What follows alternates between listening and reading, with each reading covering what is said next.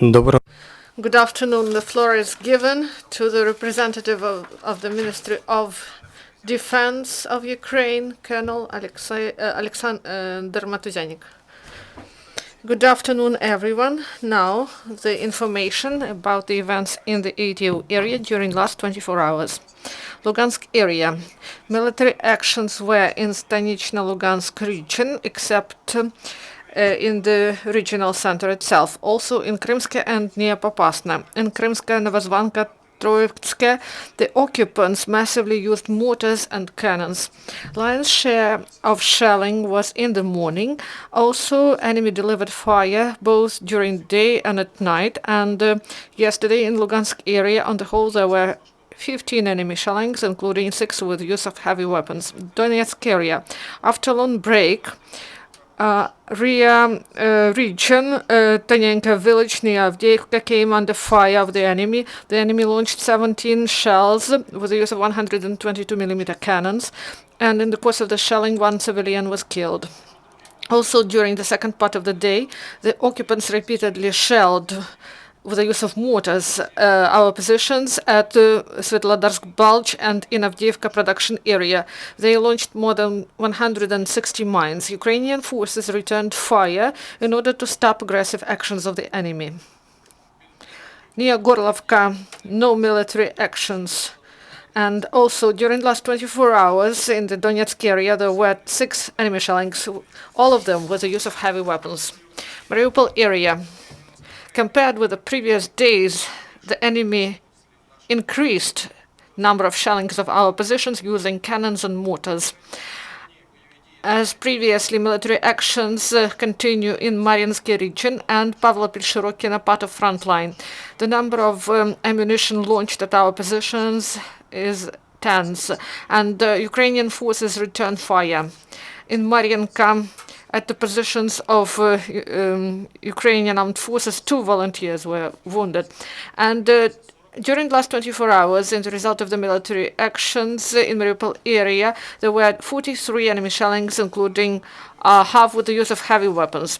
During the last 24 hours in the military actions, no Ukrainian servicemen killed, but 4 were wounded. In Drushkivka, police officers detained former militant.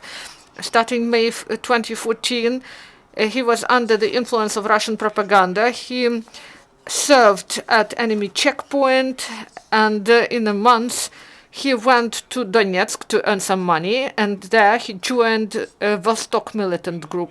He took part in military actions at Savur Mogila and Debaltseve, and starting February 2016, because of misunderstanding with the commander, he left the ranks of the militants, and in a month he returned to his native town, where he was detained by law enforcers.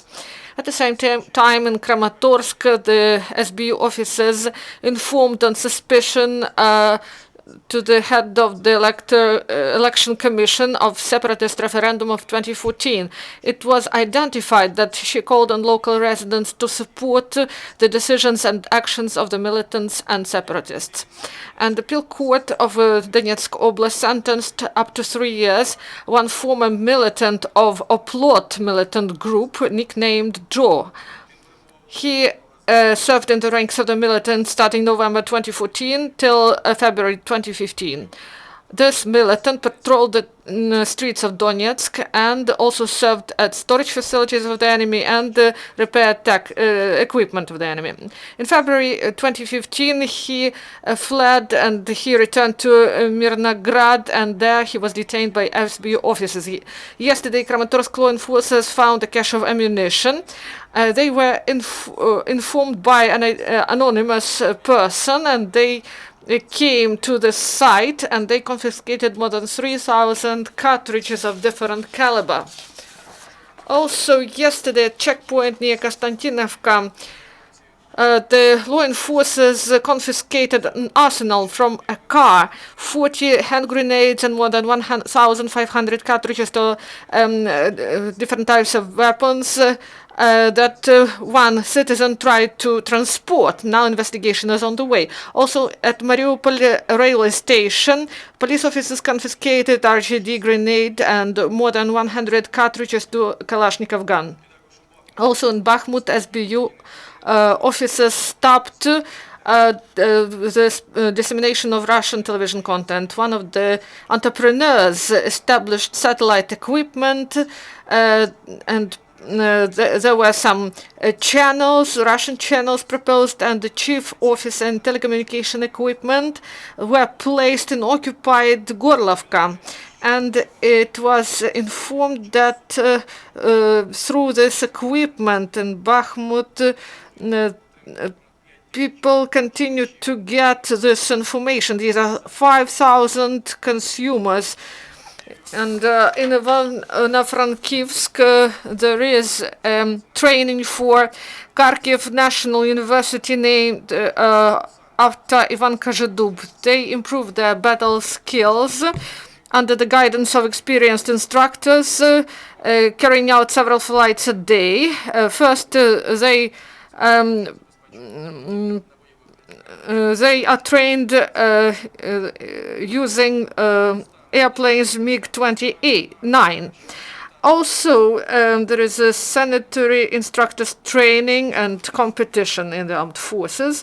There is a contest. They should provide answers within 25 minutes, the answers to 40 different questions, and then they were trained how to evacuate people from the battlefield, and they were trained how to help people in case of bleeding, respiratory problems, and also they were trained how to transport the wounded and how to bring them to the safe place.